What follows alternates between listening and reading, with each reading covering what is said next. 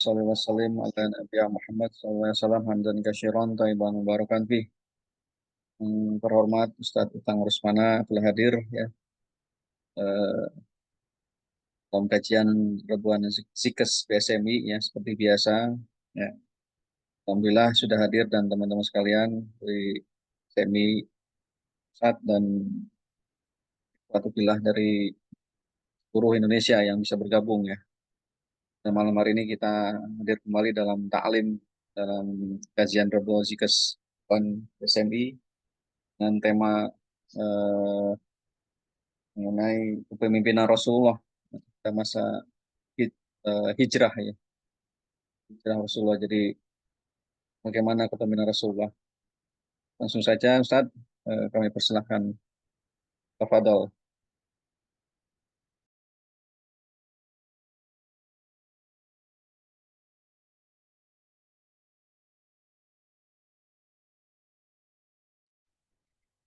Baik, bismillahirrahmanirrahim. Assalamualaikum warahmatullahi wabarakatuh.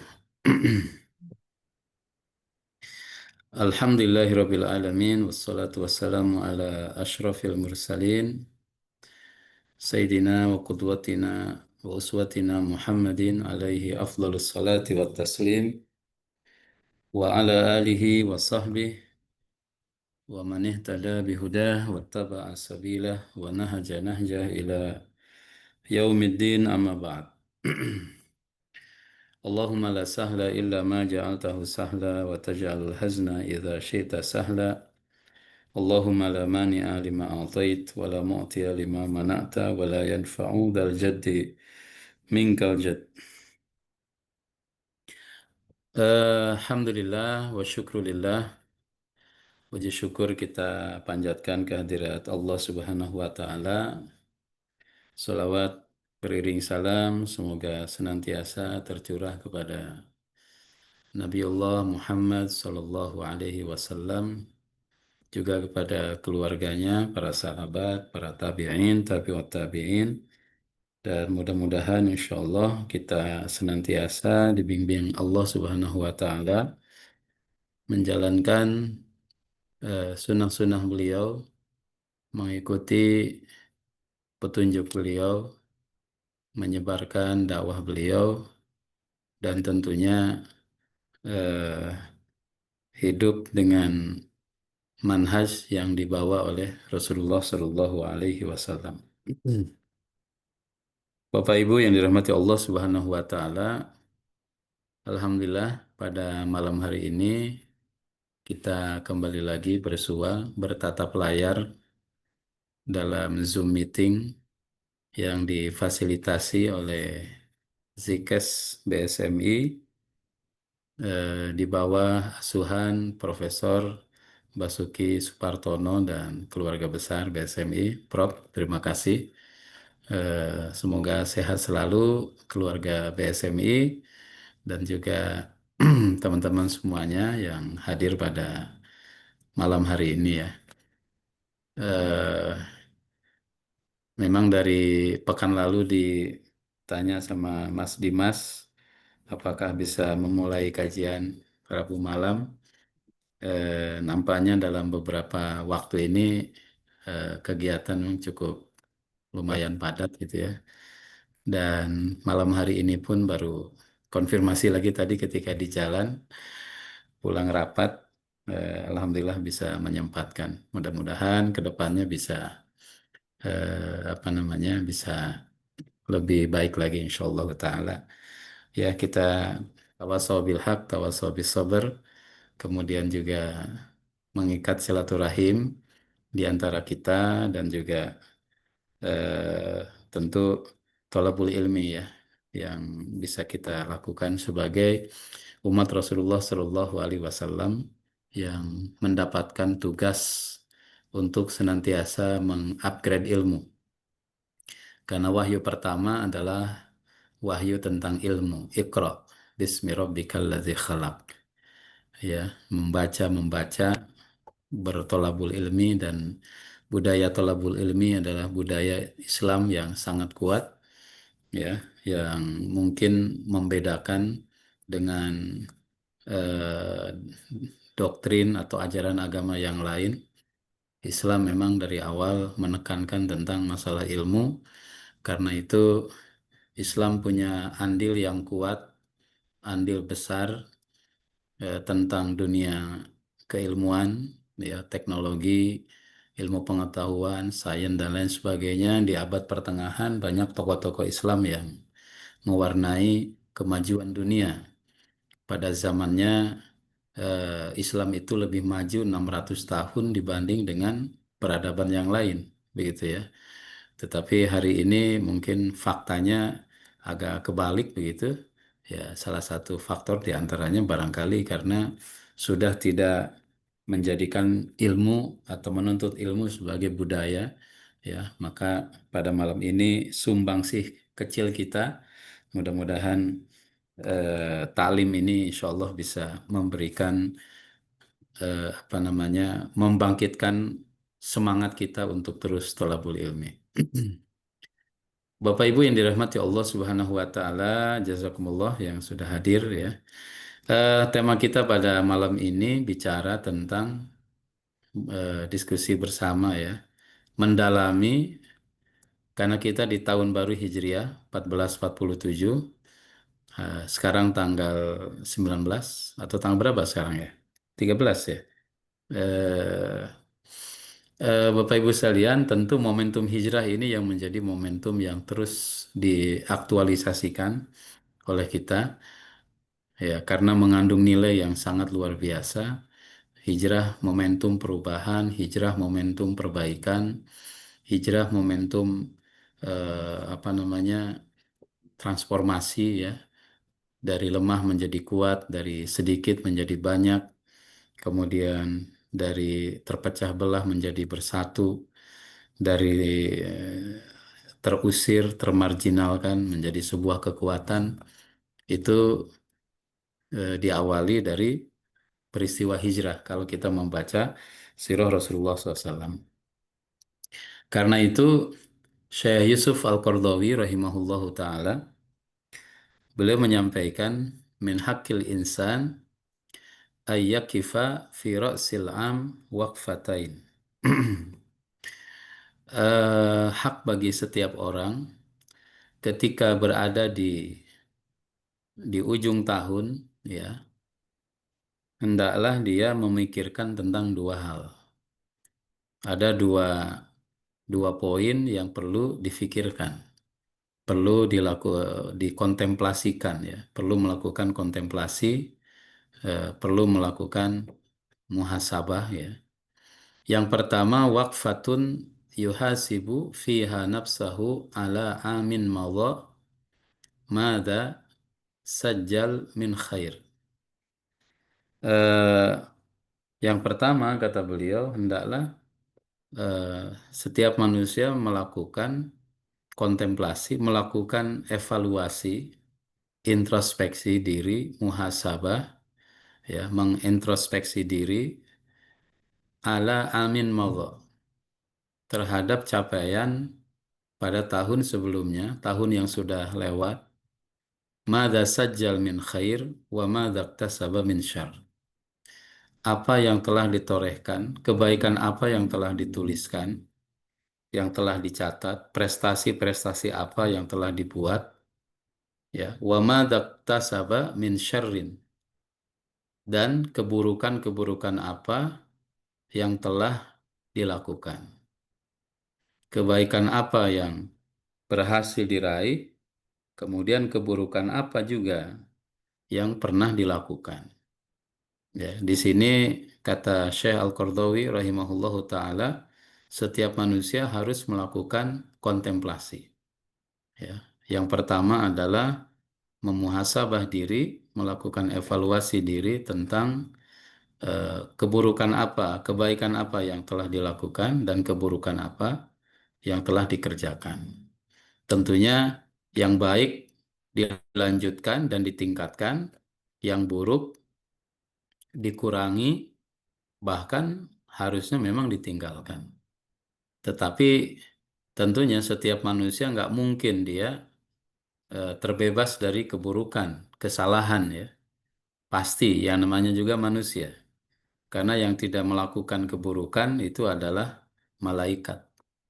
La ya'suna ma amarallah, ya. Tidak, mereka tidak maksiat kepada perintah Allah Subhanahu wa taala. Tapi kalau manusia ya baina-baina gitu. Nah, akan tetapi setelah dievaluasi ada keburukan yang dilakukan, mudah-mudahan bisa ditinggalkan, ya minimal dikurangi supaya tidak menjadi kebiasaan yang buruk di masa yang akan datang. Kemudian al-waqfah yang kedua, wa waqfatun lit ta'ammul. Lakukan kontemplasi, ya, lit ta'ammul fi hadzal hadas al-azim. Untuk memikirkan kejadian yang besar ini, ya, peristiwa besar, peristiwa monumental, peristiwa apa? Al-hijratu an-nabawiyah, yaitu peristiwa hijrahnya. Jadi kaji tentang peristiwa hijrah, peristiwa monumental yang terjadi pada hijrahnya Rasulullah Shallallahu Alaihi Wasallam. Nah, ini pesan almarhum Syekh Al-Qardawi kepada kita, Bapak Ibu sekalian. Tentang hijrahnya ini bisa dikaji dengan berbagai dimensi. Ya, dimensi kepemimpinannya apa, dimensi pendidikannya apa, dimensi politiknya apa, mungkin juga dimensi ekonominya apa, dimensi sosialnya apa, dimensi keagamaannya apa. Sangat komplit sekali. Ya, dan ini tidak akan pernah habis begitu ya. Tidak akan pernah habis. Setiap peristiwa yang terjadi pada hijrah itu menjadi nilai-nilai tersendiri, menjadi poin tersendiri, dan bisa diaktualisasikan oleh siapapun umat Rasulullah Shallallahu Alaihi Wasallam di sepanjang rentang zaman. Meskipun peristiwa ini terjadi pada 14-15 abad yang lalu, tetapi hari ini nilai-nilai hijrah itu masih bisa terus diaktualisasi. Ya, karena Rasulullah Shallallahu Alaihi Wasallam adalah contoh sempurna manusia, tanda petik manusia sempurna, ya, sebagai kudwa, sebagai uswah dalam kehidupan kita. Maka setiap gerak, setiap langkah yang dilakukan oleh Nabi Shallallahu Alaihi Wasallam berdasarkan bimbingan wahyu, dan isyarat-isyarat wahyu itu harus kita tangkap, harus kita pelajari, karena seperti itulah model yang paling baik untuk selamat dunia akhirat yang telah dilakukan oleh Rasulullah SAW.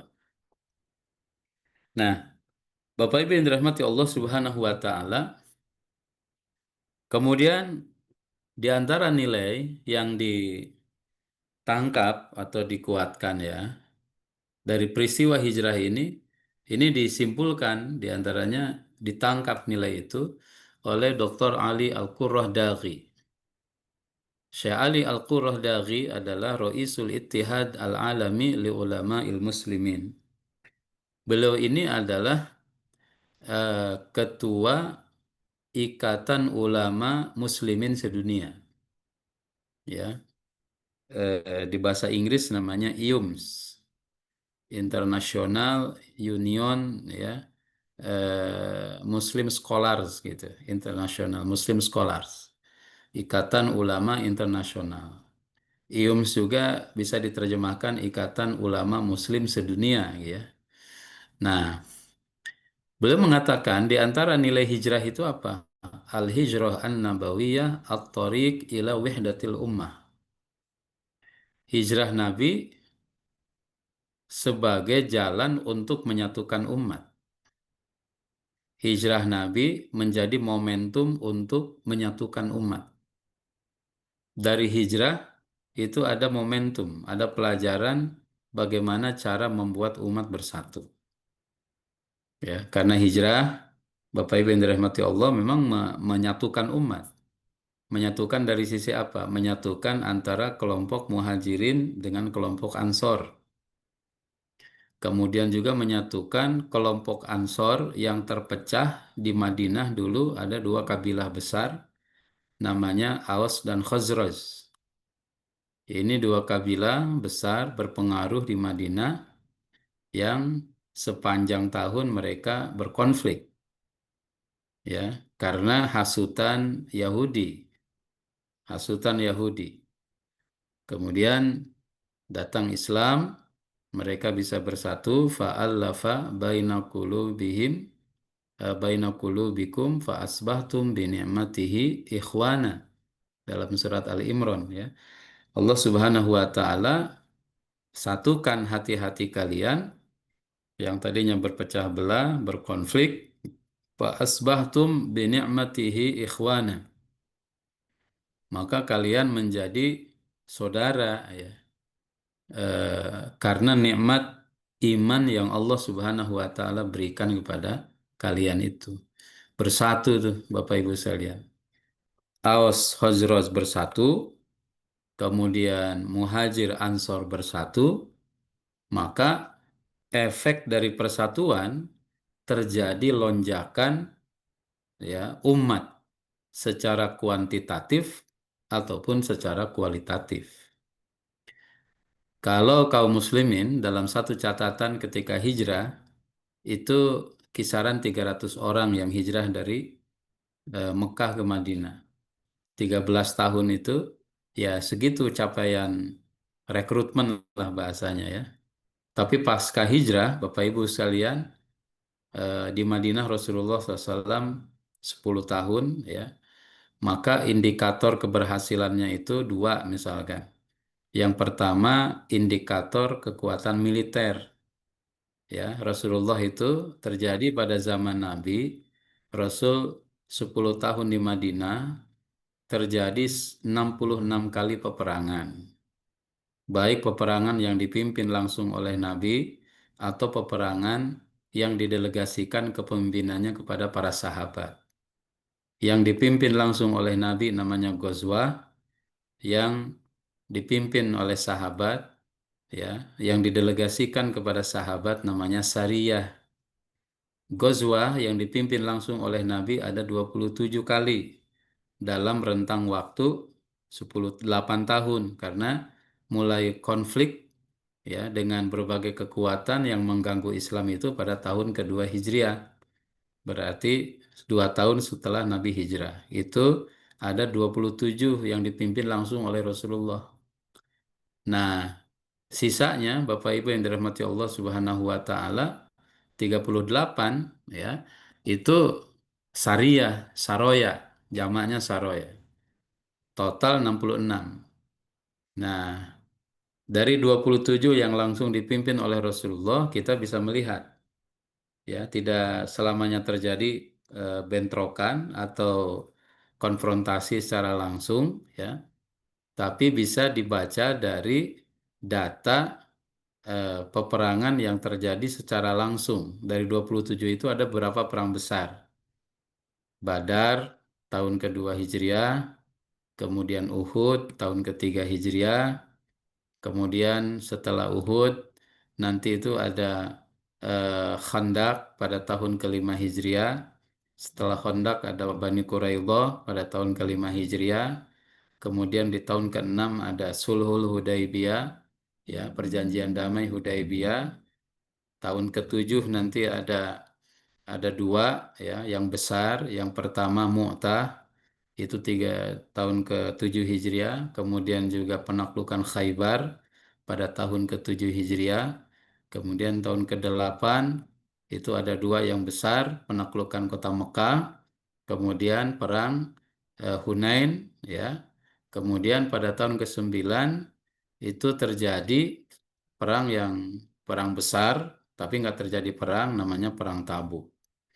Nah, dari beberapa eh, kasus ini kita bisa melihat di sini tergambar lonjakan kekuatan militer yang dimiliki oleh Rasulullah. Badar itu 314 pasukan. Uhud itu 1000. Tapi 300-nya munafik balik kanan, ya. Tinggal 700. Kemudian setelah Uhud, ya, perang Khandaq. Khandaq itu 3000. Nah, jadi dari 1000 naik jadi 3000. Kemudian setelah Khandaq, Bani Quraidah, ya Bani Quraidah di angka sekitaran 3.000 ya. Kemudian nanti Sulh Hudaybiyah itu hampir perang juga kan, tahun ke-6 Hijriah, itu ya memang tidak semua dibawa, sekitar 1.800. Tapi nanti hentakan yang terjadi pada tahun ke-7 Hijriah, itu ada perang Mu'tah, ya itu 3.000. Kemudian penaklukan Khaybar, mungkin sekitar angka itu. Tahun ke-8 ini pasukan Rasulullah 10.000 yang menaklukkan kota Mekah.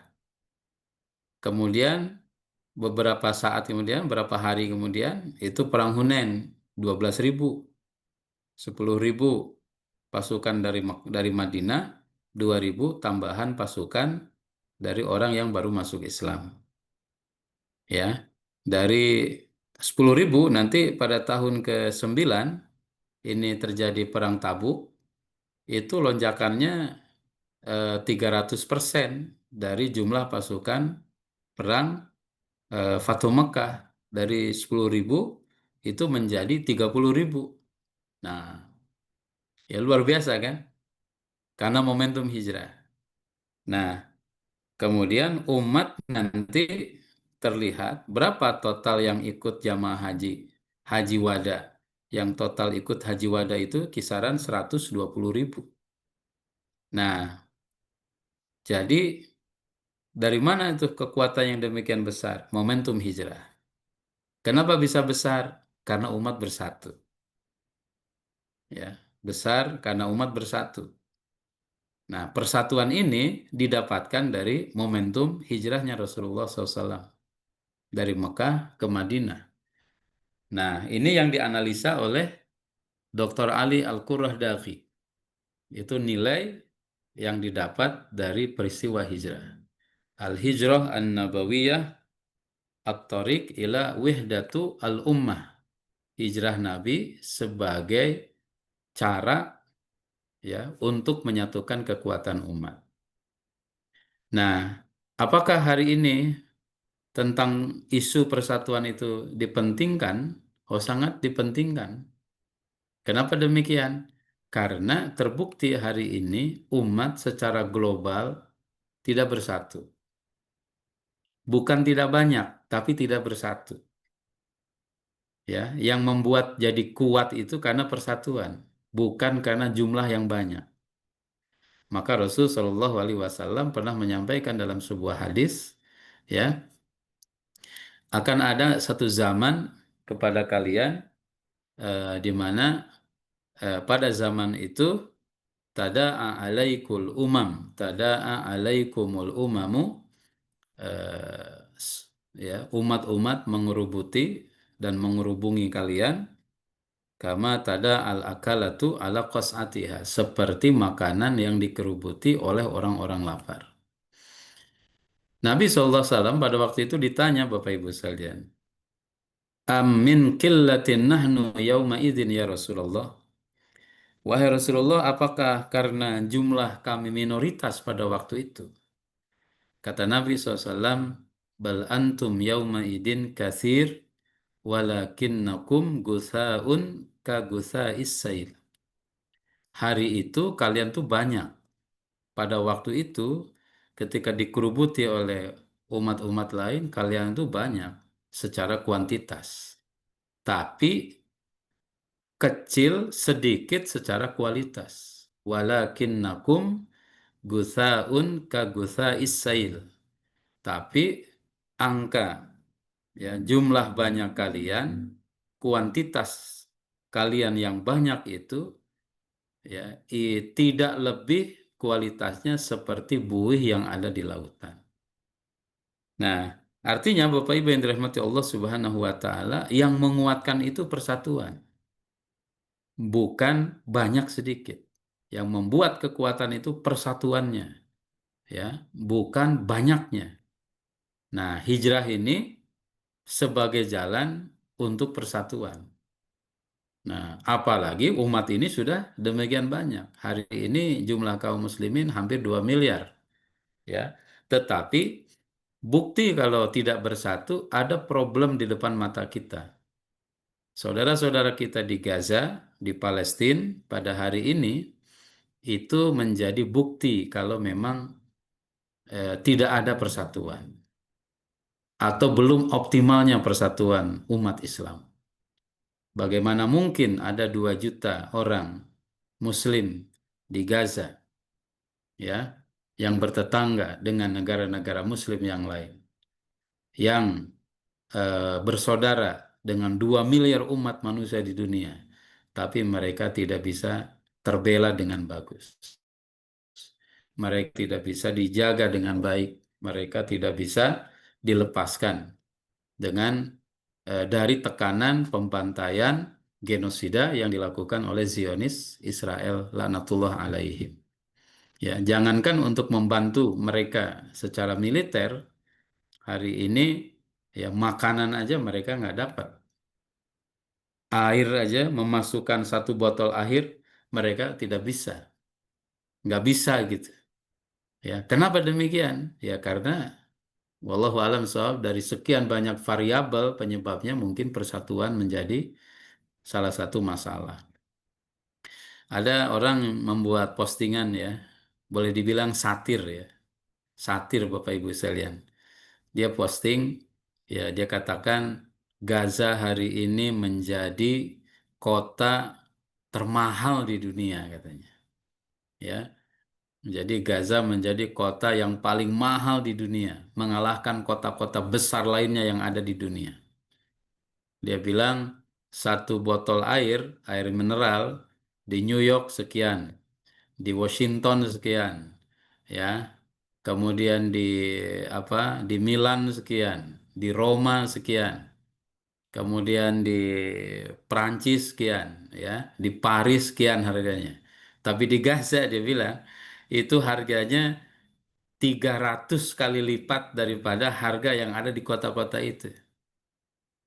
Ya, 1 kilo daging di Paris sekian, ya, di Roma sekian, kemudian di Den Haag sekian, di berbagai kota besar di dunia yang harga-harganya tinggi sekian. Tapi di Gaza 1 kilo daging itu harganya bisa 3 kali lipat, 300% lebih mahal daripada harga di kota-kota besar yang ada di Eropa tersebut. Artinya kata beliau secara satir mengatakan Gaza menjadi kota termahal di dunia, masuk rekor termahal dunia, Masya Allah. Kenapa? Ya karena nggak ada, sehingga harga-harga melambung tinggi sangat luar biasa. Bapak Ibu yang dirahmati Allah Subhanahu wa taala, itu analisa dari Dr. Ali Al-Qurradaghi. Kemudian juga dalam peristiwa hijrah, kita mendapati ayat-ayat yang sangat luar biasa sekali. Di antaranya satu ayat, ya, Allah Subhanahu wa taala berfirman di surat At-Taubah, A'udzubillahi minasyaitonirrajim. Illa tansuruh faqad nasarahullah. Apabila kalian tidak menolong Muhammad, faqad nasarahullah, sungguh Allah telah menolongnya. إذ أخرجه الذين كفروا ثاني اثنين إذ هما في الغار إذ يقول لصاحبه لا تحزن إن الله معنا. Kata Allah, Allah menolongnya ketika orang-orang kafir mengusir Nabi. Tsani asnaini. Nabi itu satu di antara 2 orang. Ya. Idhuma fil ghar, ketika mereka berdua ada di gua. Idh yaqulu li sahibihi, ketika Nabi sampaikan, bicara kepada sahabatnya yang menemani di gua itu. La tahzan, jangan takut, jangan sedih, jangan galau, jangan risau, jangan khawatir. Ya, innallaha ma'ana, sesungguhnya Allah bersama kita. Bapak Ibu sekalian, ayat ini adalah ayat yang turun menggambarkan tentang peristiwa hijrah. Ya, di antara sekian episode peristiwa hijrah. Di antaranya kan ketika Rasulullah ketika hijrah, Nabi Shallallahu Alaihi Wasallam pergi ke Gua Thur dan bermalam 3 hari di situ. Ada peristiwa di mana orang-orang Quraisy melakukan sayembara, siapapun yang bisa menangkap Nabi hidup mati 100 ekor unta sebagai hadiah. Maka ya mereka menyebar ke berbagai daerah, berbagai tempat untuk mencari Nabi, tergiur dengan hadiahnya. Di samping juga mereka punya alasan secara ideologis gitu untuk menghabisi Rasulullah SAW. Dalam riwayat, mereka tuh datang ke depan Gua Sur. Ya, pada saat itu Abu Bakar As-Siddiq radhiyallahu an bilang kepada Rasulullah, "Lau absaruna ya la la ro'ana." Kalau mereka Yo, noleh ke arah kita, jangan om. niscaya mereka akan melihat Apanya? kita wahai Rasulullah. Zoomnya kali, Dengan Pak, di bawah nggak dapet sinyal. Atas. gemetar Rasulullah dengan sedih Abu Bakar mungkin Di ketakutan, bawah bisa, rasa kalau di sini risau, bisa. rasa Karena gelisah rusak di ya. bawah. Sehingga dia mengatakan lauro'ana ya Allah lau nazara ilaina nazaru ilaina la ra'auna.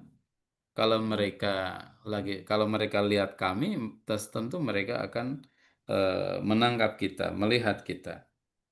Nah, pada posisi itu, Bapak Ibu yang dirahmati Allah, Rasulullah dengan penuh keyakinan sampaikan kepada mereka, idhuma fil ghar, ya. Ketika dalam gua tersebut, gua sur itu, la tahzan, jangan takut, jangan sedih, jangan risau, jangan galau, jangan khawatir, jangan apa namanya, eh, ketakutan ya. Jangan khawatir, jangan jangan putus asa, ya, jangan pesimis gitu. Kenapa? Innallaha ma'ana. Allah ada bersama kita. Coba ini kan keyakinan yang sangat luar biasa, ya, dari seorang pemimpin, dari Rasulullah Shallallahu Alaihi Wasallam. Apa yang terjadi, Bapak Ibu yang dirahmati Allah? Ya, Allah Subhanahu Wa Taala melindungi Rasulullah, membela Rasulullah Shallallahu Alaihi Wasallam dengan apa? Dengan laba-laba. Mulut gua di mana Rasul ada di dalamnya tertutup oleh jaring laba-laba dan laba-laba ada di situ merayap Nah, sehingga semangatnya. mereka yang ngejar itu berpikir andai Nabi ada di dalam, Muhammad Oke, ada cuma di sih. dalam, tentu tidak akan Soalnya, ada sarang laba-laba yang menutup mulut gua. Kan baru tadi malam Rasul keluar. Ya, pasti laba-laba dalam kurun beberapa jam nggak mungkin bisa membuat sarang. Ya, kalau kalau ada sarang sebelumnya, jaring sebelumnya pasti rusak. Ini nggak ada tanda-tanda. Nah, jadi orang-orang kafir, musuh Rasul itu dikalahkan oleh Allah itu dengan tentaranya yang lemah dan dengan tentara kecil. Apa tentara kecil itu? Laba-laba. Ya, dengan laba-laba aja mereka kalah gitu. Nah, ini keyakinan innallaha la tahzan innallaha ma'ana. Nggak usah takut, nggak usah khawatir. Allah ada bersama kita. Masya Allah. Ini kita harus ambil nih, Bapak Ibu ya. Nilai ini nih, nilai keyakinan yang luar biasa. Di sini ada gambaran apa? Optimisme, keyakinan, al-yakin, ya, asy-syaja'ah, keberanian, kemudian at-tumaninah, ketenangan. Nah, ini nilai-nilai yang memang sangat penting dimiliki oleh para pemimpin, ya. Nah, dalam riwayat yang lain, Bapak Ibu yang dirahmati Allah, apalagi tentara Allah Subhanahu wa taala yang dikerahkan untuk melindungi Rasulullah dan mengalahkan tipu daya mereka. Ada burung yang bersangkar di situ, punya apa namanya, punya sangkar, ya. Burung bertelur di situ. Kemudian dalam riwayat yang lain ada tumbuhan-tumbuhan kecil di mulut gua yang tetap hidup, tidak ada bekas injakan dan lain sebagainya. Walillahi junudus samawati wal ar. Ya, tentara langit dan bumi itu semuanya punya Allah Subhanahu wa taala.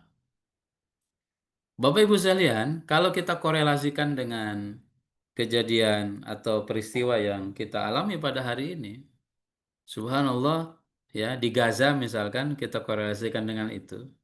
Beberapa hari ini kalau kita saksikan di media-media, ya, tapi mungkin aksesnya sangat terbatas karena tidak diekspos terlalu leluasa. Bapak Ibu sekalian, dalam beberapa hari ini, ya, ini menjadi hari-hari kelam bagi tentara Israel yang ada di Gaza. Ya, dalam satu penyergapan bahkan sampai 40 orang jadi korban. Kemarin saya baca 5 orang tentara Israel mati. Kemudian sekian belas orang mereka terluka. Yang luka ini bukan hanya luka biasa, tapi ada kondisi luka parah gitu. Bahkan ada kejadian, ya kita ikutin di media sosial dan juga sumber online di Timur Tengah. 2 hari yang lalu atau kemarin gitu ya kira-kira. Menteri Pertahanan Israel itu mengatakan di media dia bilang ya Gaza Utara terkhusus namanya Beit Hanun, kata dia itu sudah kita kuasai penuh, bangunannya memang sudah rata dengan tanah dan dia klaim bahwasanya kekuatan militer di Beit Hanun itu sudah habis. Klaimnya begitu. Nah, 1,5 jam setelah dia menyampaikan statement seperti itu, apa yang terjadi? Para mujahidin, para pejuang yang ada di Beit Hanun berhasil menyergap pasukan Israel. Dan sergapannya itu luar biasa. Ya, jadi pasukan ini ya ada belasan pasukan sedang menyiapkan merakit bom yang merakit robot isinya bom ya yang akan mereka gunakan untuk menyergap para pejuang atau mungkin juga membantai rakyat sipil. Ada seorang pejuang kemudian nembak bom tersebut, ya, robot tersebut yang dalam robot itu sudah dipasang bom-bom begitu dan tentara Israel lagi ngumpul di situ, divisi teknik yang merakit bom itu, robot itu mereka pada ada di sana, ya tentu ledakannya sangat dahsyat. Maka ya satu bom itu bisa menyebabkan sekian belas orang luka. Bahkan bukan hanya luka, yang matinya itu, yang mati itu hangus, kebakar. Ada video yang kita baca juga di media X ya. Di video itu digambarkan ya mereka korban-korban yang hangus itu dikumpulin satu tempat, kemudian ditutup dengan kain ya dan Israel warganya, keluarganya sangat berduka cita. Poinnya apa kalau kita korelasikan dengan hijrah? Kata mereka, kata para pejuang, bahkan komandan Beit Hanun itu namanya Abu Fayyad siapa begitu ya. Kemudian dia merilis satu audio ya, voice note gitu, kemudian dia sebarkan. Nah, orang ini jago bola ya, kalau kita lihat videonya itu asik banget itu dia dribbling dan lain sebagainya. Nah, dia bilang, Bapak bisa lihat, ini adalah mukjizat. Ini adalah mukjizat. Sudah sekian belas bulan kami dibombardir, ya dilaparkan, kemudian di genosida terjadi, bangunan di atas tanah sudah habis semuanya.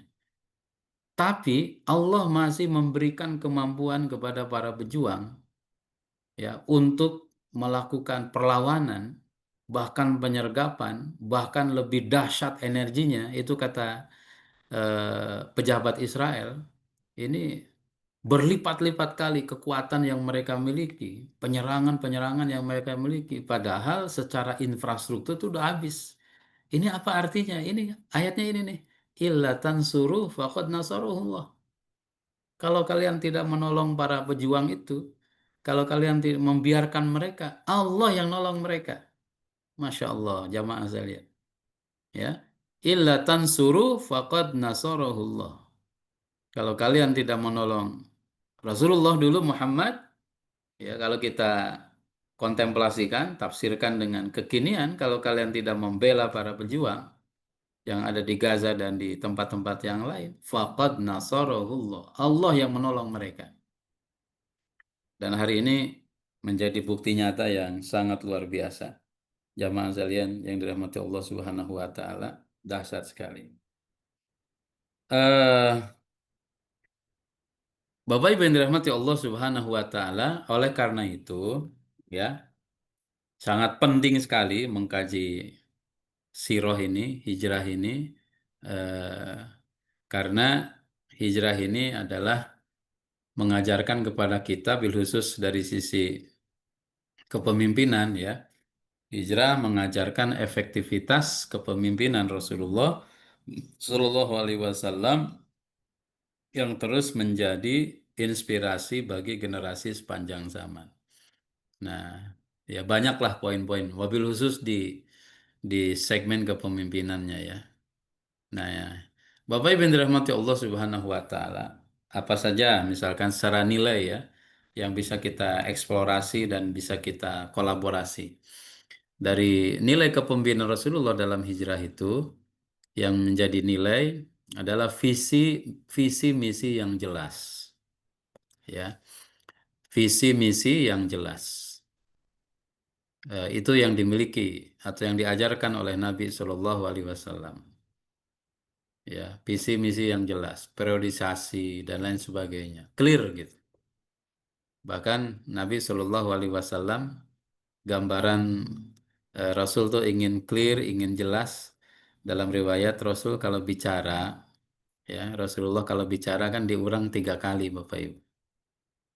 Ya, untuk supaya pesan itu sampai, ya, supaya jelas, supaya transparan gitu. Maunya apa itu? Rasul ulangi 3 kali, ulangi 3 kali. Ya, di reminder menandakan hal hal hal tersebut sangat penting gitu. Kata Nabi kan, misalkan ada hadis la taghdab, la taghdab, la taghdab, walakal jannah. Jangan marah, jangan marah, jangan marah. Surga bagimu. Diulang 3 kali, ya. Ya, ini untuk memperjelas penekanan dan lain sebagainya. Dalam gaya kepemimpinannya, Nabi ini clear.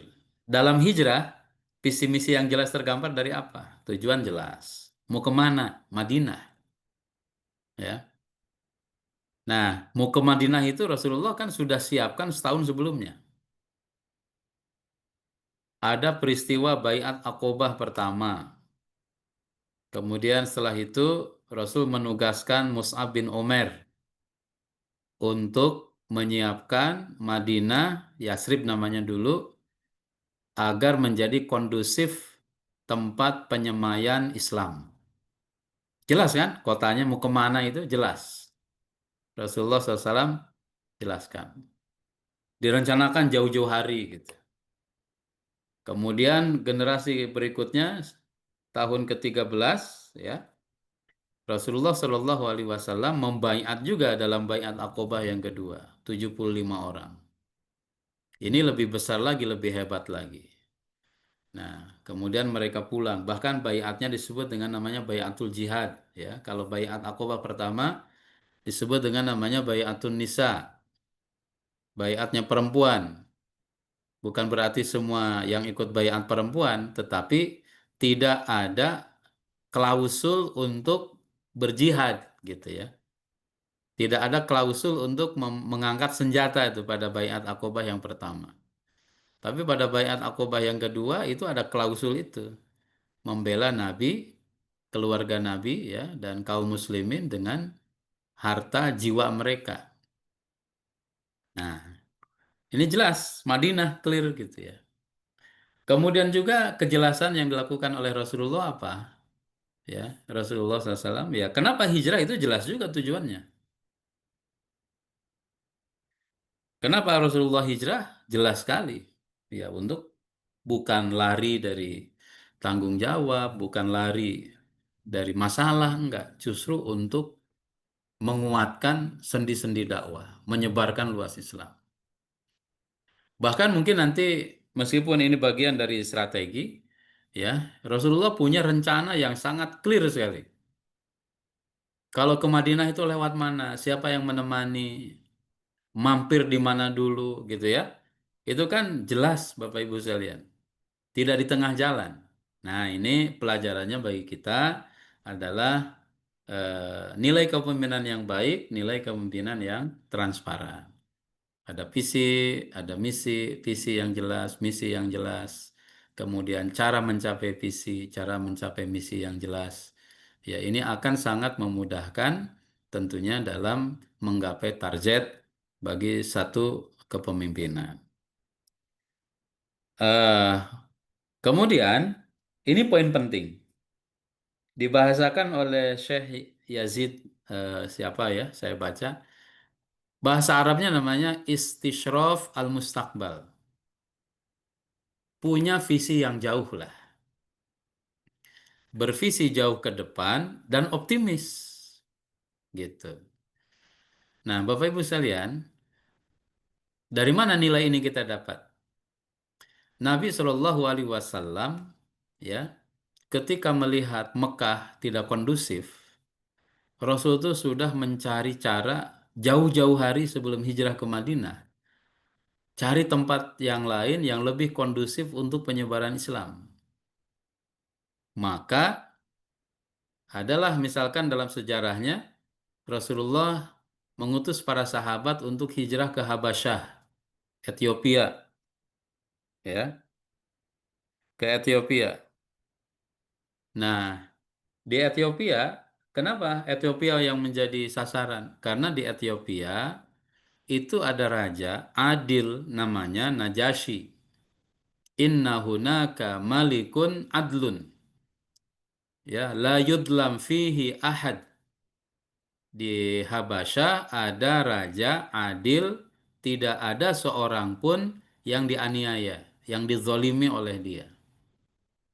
Dikirimlah kaum muslimin untuk menjajaki begitu. Dipimpin oleh Ja'far bin Abi Thalib radhiyallahu an pada gelombang yang pertama. Nah, terjadi dialog, kemudian orang musyrikin tidak membiarkan, dikirimlah utusan musyrikin membawa hadiah, ya, dipimpin oleh Amr bin As radhiyallahu an, waktu itu beliau belum masuk Islam. Nah, intinya poinnya adalah Rasulullah memandang ke depan jauh. Dan tentu ini juga nilai yang penting dimiliki oleh seorang pemimpin, bervisi jauh ke depan ya untuk menyelamatkan dakwah. Tidak cukup ke situ, Rasulullah SAW setelah wafat suami, istri dan pamannya, Rasul sendiri yang berangkat ke Taif. Ya, di Mekah itu himpitan, kemudian intimidasi, persekusi yang dilakukan oleh mereka, bahkan mungkin sekarang disebut dengan namanya perundungan begitu ya. Nah, bullying itu dilakukan kan. Rasulullah berangkat dengan Zaid bin Harisah. Zaid bin Harisah ke Taif. Apa misinya? Istishraful mustaqbal. Barangkali Taif menjadi tempat kondusif untuk mengembangkan Islam. Tapi di Taif juga Rasulullah Shallallahu Alaihi Wasallam tidak menemukan atau tidak mendapatkan jawaban yang cukup kondusif gitu ya. Nah, pada akhirnya Rasulullah memilih Madinah. Rasul Shallallahu Alaihi Wasallam memilih Madinah. Makanya hijrah itu ya looking forward to the future ya, melihat jauh ke depan. Rasulullah melihat, bukan tidak cinta kepada Mekah, tetapi ada misi yang harus diselamatkan di masa yang akan datang. Dan misi ini tidak cukup kondusif kalau dikembangkan di tanah Mekah gitu. Nah, makanya Rasul ketika mau hijrah, Nabi Shallallahu Alaihi Wasallam bilang ya, wahai Mekah, innaki la ahabbul ardi ilayya. Engkau adalah tanah yang paling aku cintai. Engkau adalah tempat yang paling dicintai oleh Allah dan eh, engkau adalah tempat yang paling aku cintai. Laula qaumuki akhrajuni ma kharajtu minki. Andai aku tidak diusir oleh kaumku, aku tidak akan pernah keluar dari tempat ini, subhanallah ya. Jadi Rasulullah ketika meninggalkan Mekah bukan berarti Rasulullah tidak cinta kepada tanah air, bukan tidak cinta kepada tanah kelahiran, tetapi ada misi besar yang harus diselamatkan, ya. Yang kalau dipaksakan di Mekah ini nggak kondusif, harus mencari tempat yang lain untuk satu saat nanti kembali lagi ke kampung halaman dalam kondisi muharroron mutoharon ya, bahasa yang sering disebut atau diulang oleh para pejuang di Gaza di Palestina ya, muharroron mutoharon, dalam kondisi sudah suci dan juga sudah terbebas. Nah, Bapak Ibu yang dirahmati Allah Subhanahu wa taala, terakhir ya, ini sudah mau habis juga waktunya nih. Nilai yang lain yang bisa kita petik dari peristiwa hijrah secara apa namanya, secara kepemimpinan itu apa? Realistic positivity ya. Bahasa Arabnya itu al-ijabiyah al-waqi'iyah.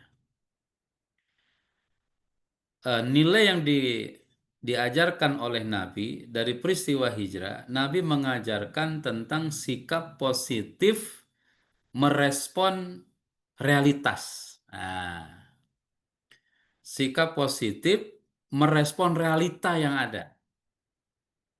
Ya, realitanya tuh tidak selalu pahit, tidak selalu manis kan. Kadang pahit juga. Tetapi kondisi yang pahit itu harus direspon dengan positif.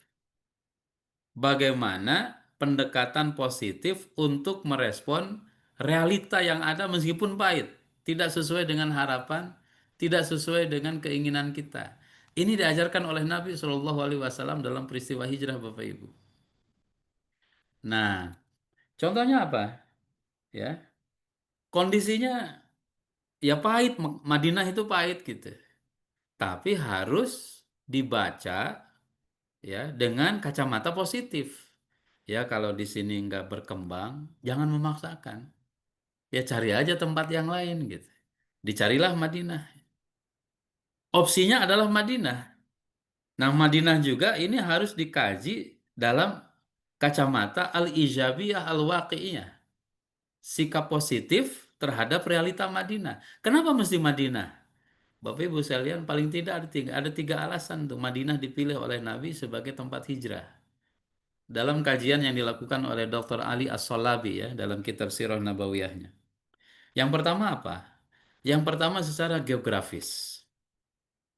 Secara geografis, Madinah ini tempat yang kondusif bagi penyebaran Islam. Kenapa? Dua alasan. Alasan yang pertama, Madinah secara geografis, kota yang jauh dari kota-kota lain.